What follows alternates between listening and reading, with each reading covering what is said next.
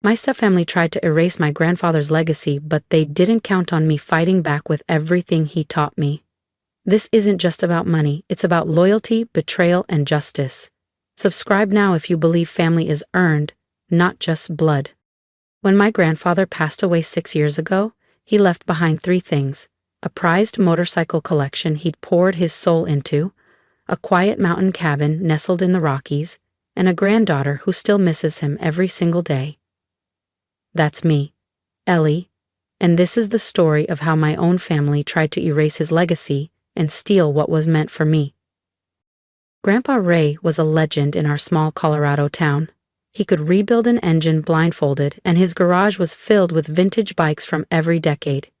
It was his sanctuary, and it became mine too. I was only 10 when I started helping him out there, handing him wrenches, asking questions, soaking in every bit of knowledge like it was gospel. "Keep your eyes open, kiddo," he'd always say. "One day, all of this will be yours." And I believed him. He taught me how to respect the craft, how to listen to the hum of an engine, and how to fix things that others would have thrown away. While other girls were at the mall or glued to TikTok, I was elbow deep in grease, helping him restore a '59 Harley Panhead. Mom never got it. She thought motorcycles were dangerous, messy, a waste of time. After Grandpa died of a stroke at 66, she didn't even wait a full year before marrying Rick, her yoga instructor of all people, who was 10 years younger than her. I was 15 when Rick moved in, bringing along his 12-year-old daughter, Casey. Everything changed overnight. Rick and Mom started redoing the house, ripping out Grandpa's old wood paneling, replacing his leather chairs with sleek modern junk, trying to erase every trace of him. The only 2 places they left untouched were the garage, smells like oil and old metal, Mom would complain, and the mountain cabin. I overheard our family lawyer, Miss Delgado, explaining that Grandpa had locked both assets in a trust. "Nothing gets sold or touched until Ellie turns 24, she told my mom firmly after the funeral. Raymond was very specific. I felt a wave of relief. Grandpa had planned ahead. He'd protected the things we loved. I should have checked the paperwork myself. I should have known better than to blindly trust everything would be handled fairly. But I was 15 and heartbroken. I found comfort in the garage, my hands stained with oil, my mind full of memories. It was my way of staying close to him. Meanwhile, Mom and Rick were busy remaking Casey into some polished, Instagram-ready version of a daughter they always wanted. And that's when things started to unravel. Perfect daughter, designer boots, private ski lessons, etiquette workshops in Aspen. Nothing was too expensive when it came to Casey's development. "Ellie, sweetheart," Mom would sigh, eyeing my oil-stained flannel and ripped jeans, "wouldn't you rather come with Casey to her refinement seminar this weekend? It's far more appropriate than spending all your time in that dirty garage." But I stayed true to what Grandpa taught me. I kept his bikes running, kept his tools neatly lined up on the pegboard, just the way he liked them. The other kids at school thought I was odd, a girl spending hours tuning carburetors and polishing chrome. I didn't care. Every time I got one of Grandpa's old Harleys roaring back to life, I felt like he was still there, giving me a proud nod from across the garage. After high school, I enrolled in a mechanical engineering program at Colorado State. I paid my own way, working evenings and weekends at a local motorcycle shop. Mom and Rick never offered to help with tuition. Their money was going toward Casey's future. But I didn't need their help. I had grit, passion, and Mike, the shop's owner, who quickly saw my potential. "You've got hands like your grandpa," he'd say, watching me tear down an engine with surgical focus. "You don't just fix things, you understand them." I made trips home whenever I could to check on Grandpa's bikes and the cabin. But each time, something felt off. Tools missing from the garage, an old engine block I swore had been there, gone. When I confronted Mom, she brushed it off. "Oh, we just needed to make some space, Ellie. You can't expect everything to stay frozen in time, forever." I should have pushed harder, but between school, work, and life, I let it go. Deep down, I couldn't imagine my own mother going against Grandpa's wishes. Then came the call that changed everything. I was in my final semester when Mom rang, voice practically fizzing with excitement. "Ellie, you'll never guess. Casey's engaged to Jeremy Lancaster, Yes, those Lancasters, from Lancaster Resorts. I offered the usual congratulations, calculating how long I had to stay on the phone. But Mom wasn't done. We're planning the most incredible wedding, she gushed, at the Summit Club, full orchestra, over 400 guests. Of course, it'll be quite the expense, but Rick and I found a way to handle it. Something in her voice made my stomach twist into knots. Mom, what do you mean you figured it out? I asked, trying to keep my voice steady. She paused and I could practically see her rehearsing that sweet but manipulative smile she always used when she wanted something. Well, she began, we've had some interest in the mountain cabin, and since it's just sitting there unused most of the time, you can't sell the cabin, I cut in, heart pounding. Grandpa's will. Oh, that old thing, she said, waving it off like it was a grocery list. Rick had his lawyer look it over. Apparently there was an issue with how it was filed, something about incorrect witnesses or missing notarization. The point is, as Raymond's widow, I have full authority to sell. My breath caught in my throat. And really, Ellie, it's for the best. Casey needs this wedding to cement her place in the Lancaster family. Your grandfather would have understood. The world seemed to shift beneath me. No, he wouldn't. That cabin has been in his family for generations. He wanted me to have it. Don't be selfish, Ellie, she snapped. Casey is your sister now, and this is her moment. Besides, she added, her voice taking on that snide, familiar edge, what would you do with a mountain cabin anyway? You're always elbow deep in engine grease, messing around with those old motorcycles. This way, at least the property will go towards something useful. I hung up. My hands were shaking so hard I nearly dropped the phone. I could still hear Grandpa's voice. Someday, all this will be yours. I lunged for my laptop and started digging through old emails. Anything from Ms. Delgado, our family lawyer. Any proof, any clause, any document. That's when I noticed something else. The motorcycles. The collection Grandpa had built his whole life. Half of them were missing from the insurance reports. I called Mike at the shop, doing my best to keep my voice even. Mike, I need a favor. When you last saw the garage, how many bikes were there? A long pause. Ellie, I was wondering when you'd ask. They've been selling them off, one at a time. My stomach dropped. I tried to stop it. Those bikes were meant for you. But Rick said they had paperwork. Legal stuff. I ended the call in stunned silence. Then I opened my email and wrote 2 messages, one to my academic advisor, requesting an emergency extension, and the other to Miss Delgado. The second message I sent was to a lawyer I'd met through the bike shop, a soft-spoken, sharp-minded, classic motorcycle enthusiast named Marcus Bennett. He also happened to specialize in estate law. Need your help. Family inheritance being sold without permission. How soon can we meet? I typed. His reply came back in minutes. Tomorrow morning, 8 a.m. Bring anything you've got. That night, sleep didn't come easy.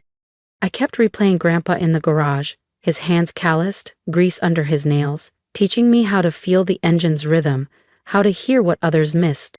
Keep your eyes open, kiddo. One day this will all be yours. I'm watching now, Grandpa, I thought, as exhaustion finally pulled me under, and I'm not letting them steal what you left me. Marcus Bennett's law office looked like something out of a movie. Leather armchairs, rich wood paneling, shelves of legal volumes that practically whispered power. But what caught my eye were the framed photos along the walls. Vintage bikes, dozens of them. One in particular stopped me cold. A stunning 1965 Triumph Bonneville, just like the one Grandpa and I had started rebuilding the summer before he passed. That one's mine, Marcus said, catching my gaze. Took me nearly 4 years to get it road ready. I nodded slowly. My grandpa and I were working on one just like it. Mike must have told him about me, because his demeanor shifted instantly. The easy charm vanished, replaced with a quiet intensity. Tell me everything, he said. Start from the top. For the next hour, I laid it all out. Grandpa's will, the clause about waiting until I turned 24, the missing motorcycles, and now the attempt to sell the cabin to fund Casey's society wedding. Do you have a copy of the will? He asked. I shook my head. Mom said there were issues. Something about bad witnesses or missing paperwork? Marcus's brow furrowed. That's suspicious. Who was your grandfather's attorney? Ms. Delgado's old partner, George Patterson. But when I called yesterday, they said he retired and moved to Florida. Marcus leaned forward. George Patterson? I know George. He's a perfectionist when it comes to estate filings. If he wrote the will, it's airtight. Can you find out? I can do better, he said, pulling out his phone. George plays poker with me and Mike twice a month. Let me give him a call. 20 minutes later, Marcus turned to me, jaw tight. Ellie, George never moved to Florida. He's working part-time at his son's firm across town. Someone's been lying to you.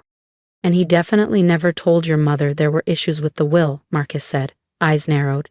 In fact, he's been trying to reach you for months. Your mom told his office you were studying abroad and couldn't be contacted.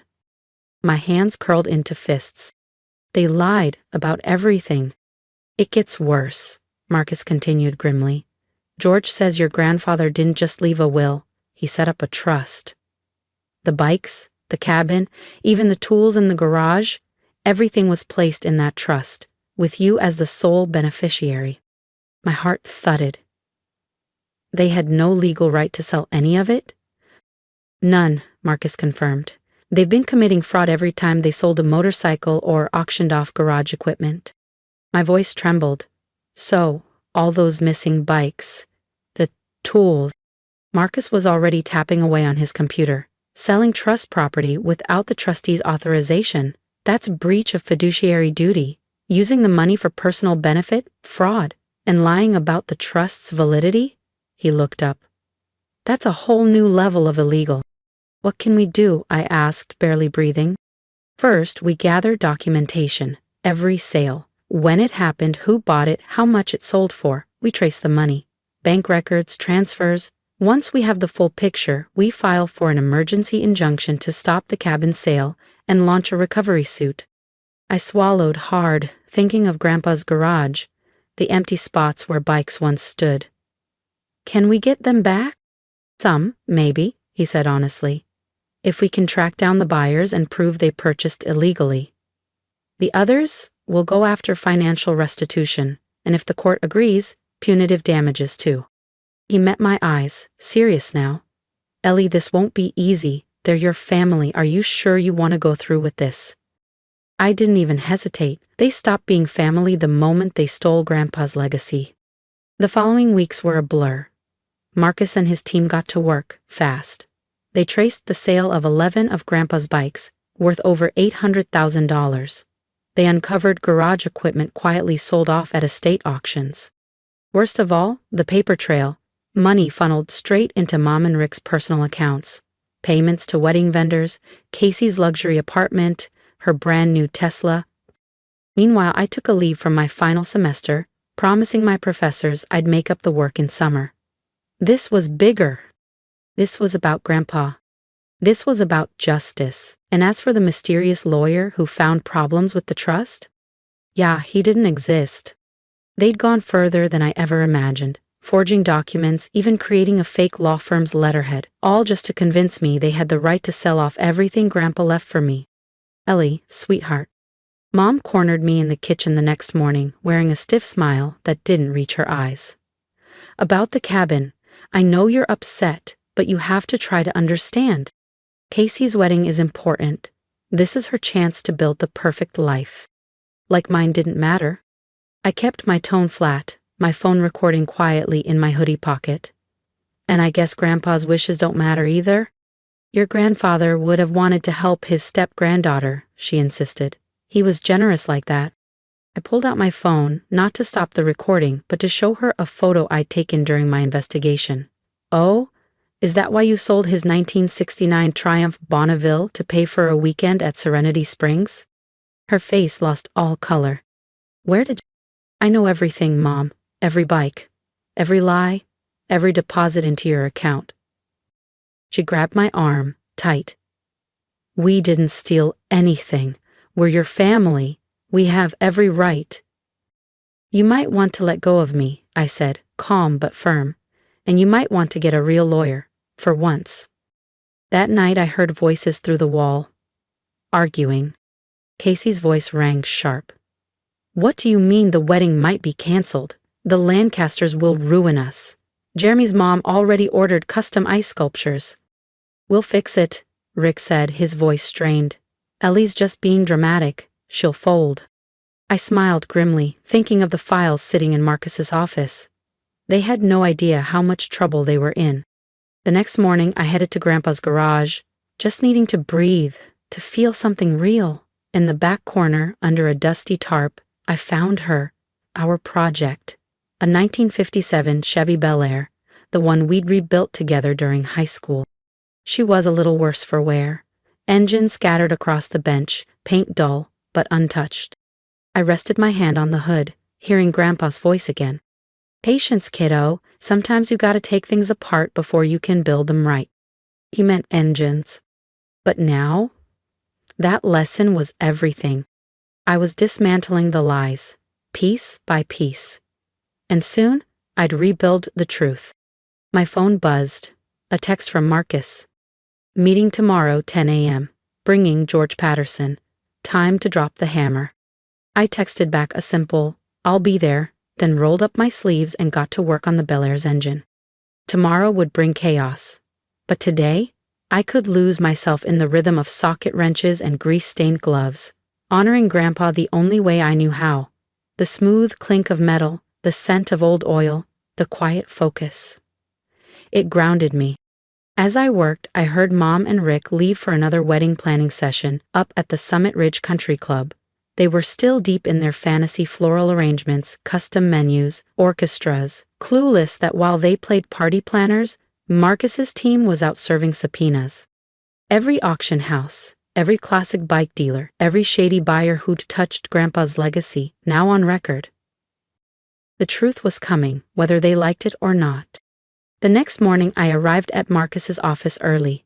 I watched through the front window as Rick's sleek BMW pulled up. All three of them stepped out like they were walking into a boardroom. Mom wore her Let's Keep This Civil power suit, a tailored navy ensemble with pearl buttons. Rick was in his tennis club blazer, trying too hard to project authority. And Casey? She was clinging to a giant wedding planner binder like it was a life raft. Marcus greeted them in the lobby, while I waited inside the conference room with George Patterson. He didn't look anything like the retired, forgetful old man Mom had described. His handshake was firm, his eyes sharp behind wire-framed glasses. Your grandfather was a good man, he said quietly. He trusted your mother to do the right thing. He paused, then added, I'm sorry she didn't. Before I could answer, the door opened. Mom's confident smile froze the second she saw George. Rick paled. Casey just blinked in confusion. Mr. Patterson, Mom's voice pitched higher than usual. What are you doing here? Marcus shut the door calmly. Good question, Mrs. Whitaker. Especially since you told your daughter he was retired and living in Florida.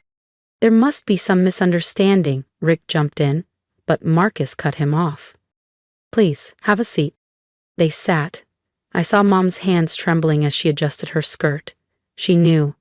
The facade was cracking. Marcus opened a thick folder. Let's begin with the trust Mr. Raymond Whitaker established for Ellie, the one you claimed didn't exist. We never, Mom began, but George cut in. I have the original trust documents here. Properly witnessed, properly filed. Your husband was very clear. Every motorcycle, the mountain cabin, all tools were to be held in trust for Ellie until she turned 24. Marcus slid copies of the trust documents across the table. I watched as Mom and Rick's faces drained of color with each page.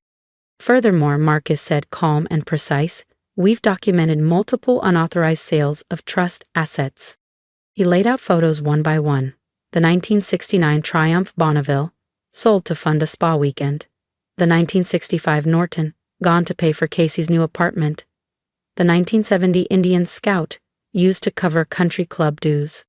Casey blinked. Mom? Rick? What is all this? And most recently, Marcus continued, the attempted sale of the mountain cabin, all to fund a lavish wedding, paid for with stolen money. Stolen, Casey gasped. I looked at her, yes. They'd been selling off my inheritance, Grandpa's bikes, his tools, the cabin. None of it belonged to them. Rick slammed his hand on the table. We had every right. The will was invalid.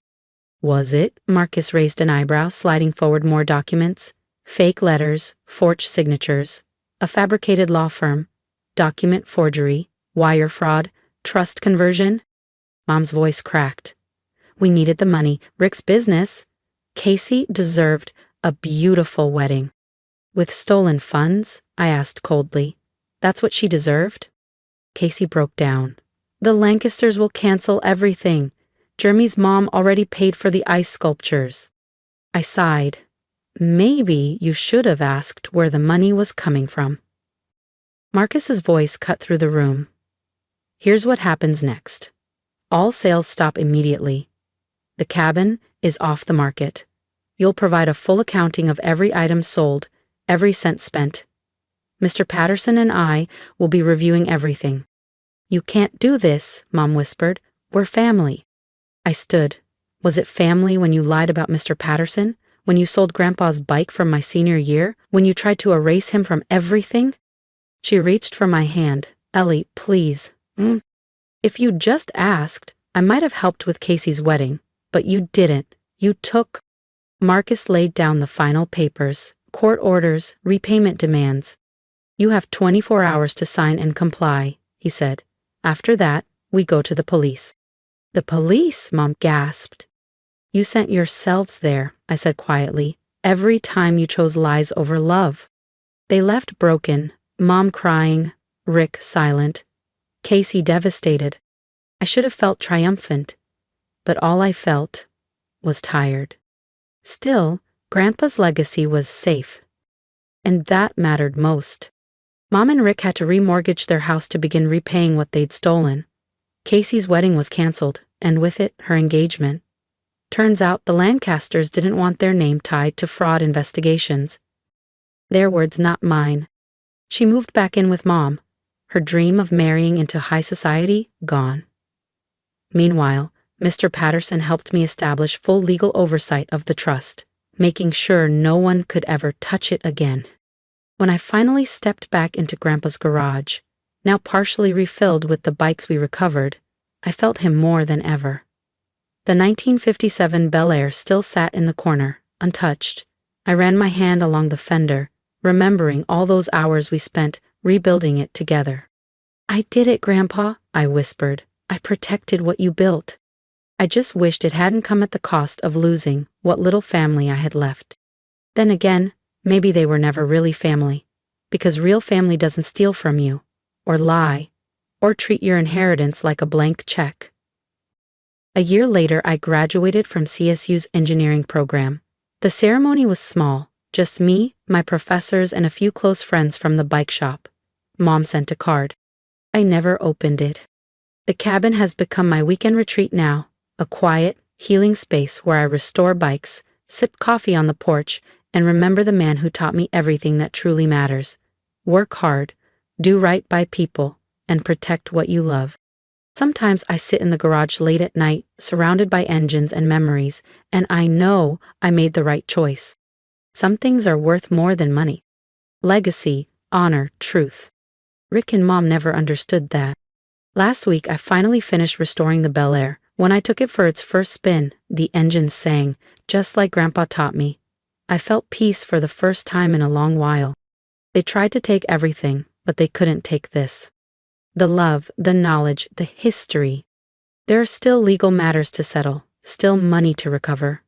Mom calls now and then, always when she needs something. I don't answer. Some people say I'm too harsh. Maybe they're right. But forgiveness? That has to be earned. And until then, I'll keep doing what I was born to do. Be my grandfather's granddaughter, the keeper of his legacy, the protector of dreams built, one bolt at a time. Thank you for listening to my story, for standing beside me when it felt like no one else would. I didn't tell this for sympathy. I told it because I know I'm not the only one who's been betrayed by the people who were supposed to protect them. If you've ever been lied to, overlooked, or made to feel like your voice didn't matter, I see you. And I hope my story reminds you that even when it feels like you're alone, you're stronger than you think. So please leave a comment below. Let me know what you would have done in my shoes. Tell me your story. Or just say hi. I love to hear from people who understand that legacy isn't about money. It's about love, values, and standing up for what's right, no matter how hard it gets. And if you felt something while watching this, if you believe that truth matters, that family should be earned through actions and not just blood, hit that subscribe button. Share this story with someone who needs a reminder that quiet strength can change everything. My advice: don't ignore red flags, even when they come from people you love. Trust your gut. Keep your records, learn your rights, and most of all, don't be afraid to fight for what's yours. Not out of greed, but out of respect for the people who believed in you, even when they're no longer here. I wasn't just protecting motorcycles or a mountain cabin. I was protecting my grandfather's heart, his work, and everything he passed down to me. And in doing that, I found my own strength. So whatever you're facing right now, keep going. Some things are worth the fight. And I promise, you're not alone.